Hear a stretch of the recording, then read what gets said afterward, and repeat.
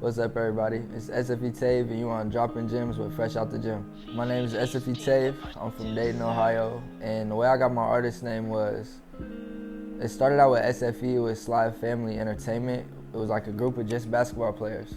And then when I stopped playing basketball and then switched to music, we changed the name to Shine for Eternity. So SFE stands for Shine for Eternity. My full name's Tavian, so it's SFE Tav. Naming, all right, naming, that's my dog. And not a song just venting, I'm like, it's been for Opics on Snap, and I reflect, I want to call, name it. Because you know how your Snap memories pop up, and it just take you back like, damn, like 2018, 2019, 2020. Just remember being with him like every day. It's like, every day was funny, it was happy, so it's like, them times in my life, like seeing him reminds me of that. So it's like, just somebody I was growing up with, used to live together, and just crazy. Happy times in my life, so. Celebrity crush, nah. I don't got no celebrity crush. Nah, none. I got not a celebrity crush, but there is nah, I'm gonna leave that alone because it don't correlate. I don't got no celebrity crush. Nah, see. Mi español está mejorando.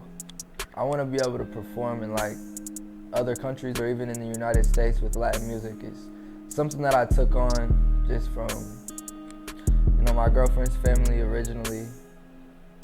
I couldn't communicate with them unless I knew a little bit of Spanish, so just took the next step. I have a Spanish tutor. She comes over every Sunday, and I've been getting real good at it. What do I love about music? It's kind of like being able to connect with so many people. Like the things that I've been through, I say in the songs. So if people are liking my music and relating to my music, it's like we've been through the same things. Like we could be friends. Like it's just the amount of people you could reach, and the amount of people that could find a friend in just a song. Because music can change the world. I think music's the biggest thing in the world, and being a part of it is like a blessing. My favorite artist of all time, that's tough. Favorite or greatest, that's where I get confused. My favorite artist of all time, like just off of enjoyment, would probably be Lil Wayne.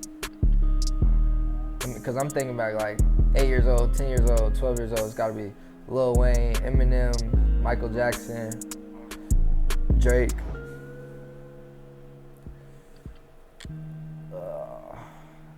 I don't want to leave nobody out. That's fifth spot crucial.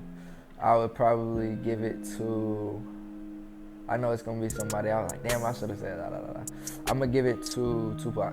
That's my top 5 project. I get to make it with another artist.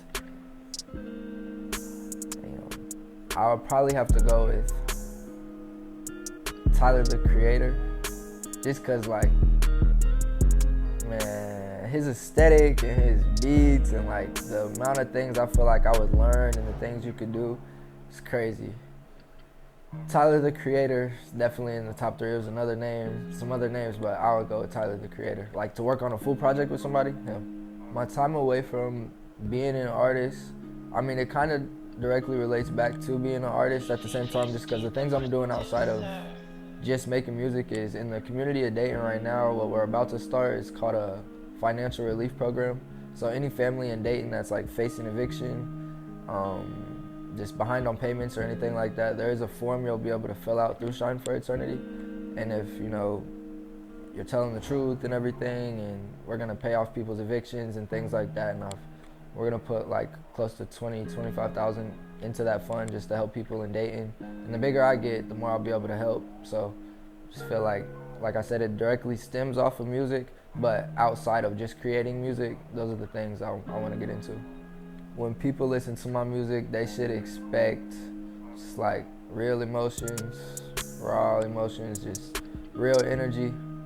Everything I talk about in my songs is definitely things that I've actually went through, and they should expect to hear true stories given to you in a creative way.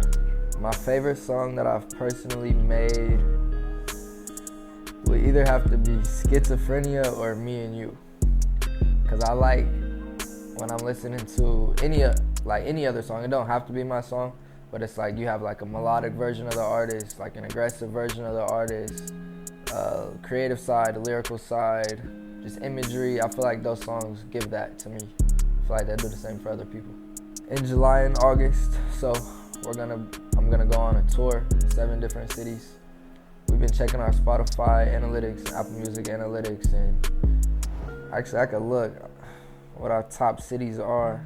I think it's like, and what's crazy is none of my top cities are in Ohio right now. It's like Houston, New York, Atlanta, Los Angeles. There's places in Texas and like all across. I know a lot of it has to do with just going viral on Twitter and TikTok and things like that. But my plans for 2023 are to go on a tour and just create a lot more visuals. Like I need more visuals. I got a lot of music.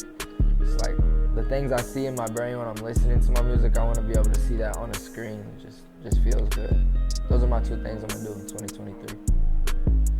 A message that I would give to people that are connected with my music is definitely self-love. The reason I say that is if you are connecting with my music, not saying that there's a lack of it, but there is probably someone in your life that you're allowing them to be more important than yourself. So there are some things I'm still going through, some things that I'm not over. But the way that I feel like I've been able to battle some of these things and keep moving forward is learning like meditation. So a lot of people are like misconstrued with what meditation actually is, and they feel like with meditation you have to get rid of how you feel, but that's not true. When you're meditating, you can allow yourself to keep those emotions and control yourself. So like if you feel horrible, like you feel like you can't eat, you feel like you can't sleep, you feel angry, anxious, sad, you're able to still work out, you're able to still do your homework. If you breathe slow and like control yourself, you'll be able to still get things done. So it's like while you're feeling those emotions, try to calm down and continue what you're doing without trying to get rid of those emotions and like letting yourself cry, things like that. I feel like that all stems from self-love. And then like when it comes to meditation, that's why I like sad music, that's why I make sad music, is because I'm allowing myself to feel those emotions. Like another thing I'll get into is like hertz. I don't want to say too much, but there's some music like in 432 hertz, it creates like a pattern and it creates like order and everything's okay, versus there's other types of frequencies that create chaos instead of patterns. So if you're listening to sad music and the correct hertz, you'll be able to find organization or pattern or peace with those emotions, and you'll be able to move forward, versus there's other type of frequencies that can take those emotions and you'll go down a different path than this one. And I mean, it's all science-based and things like that, but there's a lot of power that you have as a human just with your brain and your heart. And I feel like if you are able to control not how you feel, but control how you react to how you feel, you'll become a really powerful person. So I feel like that all stems from self-love. Dropping gems. Something I wish I knew earlier in my career. Every artist listening to me right now, the music industry is all about marketing. It's not really gonna be about the way you look, what people think about you. Not saying it all is about budget and money, but you can have the best song in the world. If nobody hears it, it doesn't matter. You could have an average ass song. I'm not gonna say nobody's artist, but there's a lot of mainstream artists that have hit songs, and it's just because if you let 30 million people hear this song, 10% of them like it. That's millions of people that at least streamed it or at least gave you a chance. So it's all about finding the right pockets and avenues to put your music in. Nobody's gonna do it for you, and you're not gonna post the best song in the world, and people aren't just gonna take it and put it on their platforms. People are gonna repost success. They're not gonna repost just a good song. That's what I got for artists anyway that's listening. Right now you can follow me on Instagram, it's SFE.Tav. You can follow my Twitter, it's just SFE Tav. I just released a tape called Cry Louder, maybe someone will hear. And I got another tape maybe coming in a few months called Don't Forget to Die. And that's it.